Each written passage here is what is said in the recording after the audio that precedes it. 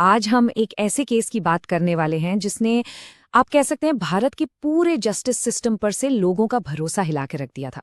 ये कहानी है जेसिका लाल मर्डर केस की। एक ऐसा मामला जिसने एक बहुत बड़ा सवाल खड़ा किया कि भाई जब ताकत और पैसा सामने हो तो क्या इंसाफ सच में अंधा रह पाता है।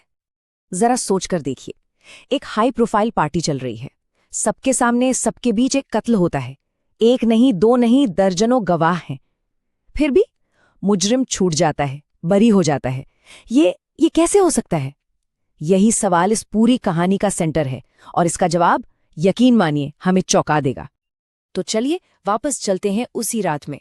एक गोली चली और दिल्ली की वो रात हमेशा हमेशा के लिए बदल गई। तारीख थी 29 अप्रैल 1999। जगह दिल्ली का एक पॉश कैफे जहां एक जबरदस्त पार्टी चल रही थी। रात काफी हो चुकी थी, बार बंद हो रहा था। तभी मनु शर्मा ने एक ड्रिंक और मांगी। जेसिका लाल जो वहां काम कर रही थी, उन्होंने मना कर दिया। बस एक छोटा सा इनकार, और जवाब में क्या मिला? शर्मा ने बंदूक निकाली और उसे गोली मार दी। बस पलक झपकते ही सबके सामने। अब इस कहानी के जो मेन किरदार हैं उनको समझ लेते हैं।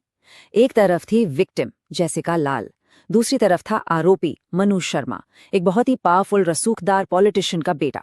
फिर थी एक बेहद जरूरी गवाह बीना रमानी, और चौथी वो थी एक फाइटर जेसिका की बहन सबरीना लाल, जिन्होंने इस लड़ाई को छोड़ा नहीं।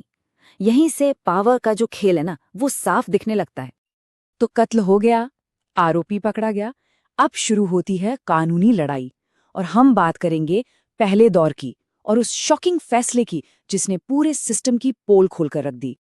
1-2 साल नहीं, पूरे 7 साल, 7 लंबे साल बीत गए इंसाफ के इंतजार में। और फिर साल 2006 में निचली अदालत का फैसला आता है। और फैसला क्या था? एक्विटेड, मतलब बरी। मनु शर्मा को आजाद कर दिया गया। ये वो पल था जब पूरा देश सन्न रह गया और सबके मन में बस एक ही सवाल था कि ये हुआ तो हुआ कैसे। तो सवाल वही कि ऐसा हुआ कैसे। इसकी सबसे बड़ी वजह थी एक लीगल टर्म, हॉस्टाइल विटनेस। अब ये क्या होता है? इसका मतलब सीधा सा है, वो गवाह जो पहले पुलिस को कुछ और बताता है और फिर कोर्ट में आकर अपनी ही बात से पलट जाता है। और जेसिका के केस में बस यही हुआ। एक के बाद एक सारे गवाह मुकर गए। तो पूरा का पूरा केस कैसे बिखर गया? वजहें साफ थीं। गवाह अपने बयानों से पलट गए। प्रोसिक्यूशन ने कहा कि सबूत काफी नहीं है। पुलिस की जांच पर भी बड़े सवाल उठे।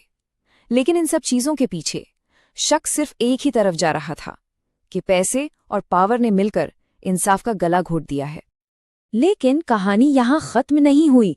जब अदालतें एक तरह से खामोश हो गईं, तब देश की सड़कों पर एक आवाज गूंजी। ये आवाज थी आम लोगों की, और ये अन्याय के खिलाफ एक पूरे देश का रिएक्शन था।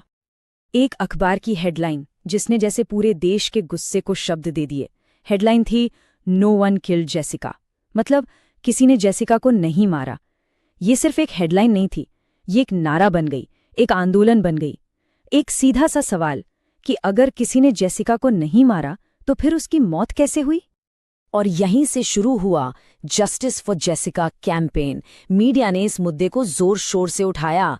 सड़कों पर लोग उतरे, कैंडल लाइट मार्च निकाले गए, और उस जमाने के हिसाब से एक नई चीज हुई। लोगों ने एसएमएस और इंटरनेट का इस्तेमाल करके अपनी आवाज को बुलंद किया।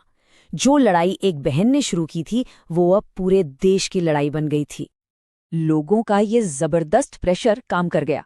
आखिरकार सिस्टम को झुकना पड़ा, केस को फिर से खोला गया, और इस बार बाजी पूरी तरह से पलटने वाली थी। जरा सोचिए, सिर्फ 10 महीने के अंदर क्या से क्या हो गया। फरवरी 2006 में निचली अदालत कहती है ये आदमी बेकसूर है, बरी। और उसी साल दिसंबर 2006 में हाईकोर्ट कहता है यही आदमी दोषी है। ये फर्क कैसे आया? ये जनता की आवाज का असर था, एक कमाल का असाधारण बदलाव। तो ये रहा फाइनल जजमेंट। 2006 में दिल्ली हाईकोर्ट ने मनु शर्मा को मर्डर का दोषी पाया और उम्र कैद की सजा सुनाई। फिर 2010 में देश की सबसे बड़ी अदालत सुप्रीम कोर्ट ने भी इस फैसले पर अपनी मोहर लगा दी। आखिरकार सालों की कानूनी लड़ाई अपने अंजाम तक पहुंची। लेकिन ये मामला सिर्फ एक सजा या एक फैसले तक ही नहीं रुका। इसकी एक बहुत गहरी लेगेसी है, एक ऐसी विरासत जिसने हमारे देश में बहुत कुछ बदल कर रख दिया। तो क्या था इस केस का असर? सबसे पहले तो इसने ये दिखा दिया कि आम जनता की आवाज में कितनी ताकत होती है। इसने पूरे देश में एक बहस छेड़ दी कि भाई, गवाहों की सुरक्षा के लिए कड़े कानून होने चाहिए, मीडिया का क्या रोल होना चाहिए, जुडिशरी में ट्रांसपेरेंसी यानी पारदर्शिता कितनी जरूरी है, ये सब बातें होने लगी। और हाँ, इस पूरी कहानी पर 2011 में एक फिल्म भी बनी, नो वन किल्ड जेसिका। मगर कहानी में एक और ट्विस्ट बाकी था। ये बात है 2020 की। उम्र कैद की सजा काट रहे मनु शर्मा को अच्छे व्यवहार का हवाला देकर वक्त से पहले जेल से रिहा कर दिया गया, करीब 17 साल जेल में रहने के बाद। इस फैसले ने एक बार फिर से वही पुराना सवाल सबके सामने लाकर खड़ा कर दिया। क्या इंसाफ का मतलब सच में सबके लिए एक जैसा होता है? और आखिर में हम उसी सवाल पर वापस लौटते हैं जहां से हमने शुरुआत किया था, कि जब सिस्टम फेल होता दिखे, जब वो लड़खड़ाए, तो आम लोगों का क्या रोल है। जेसिका लाल का केस एक बात तो साफ दिखाता है कि जब लोग एक साथ एक आवाज में खड़े हो जाते हैं तो वो इंसाफ का रुख मोड़ सकते हैं। उनकी भूमिका छोटी मोटी नहीं, बल्कि शायद सबसे बड़ी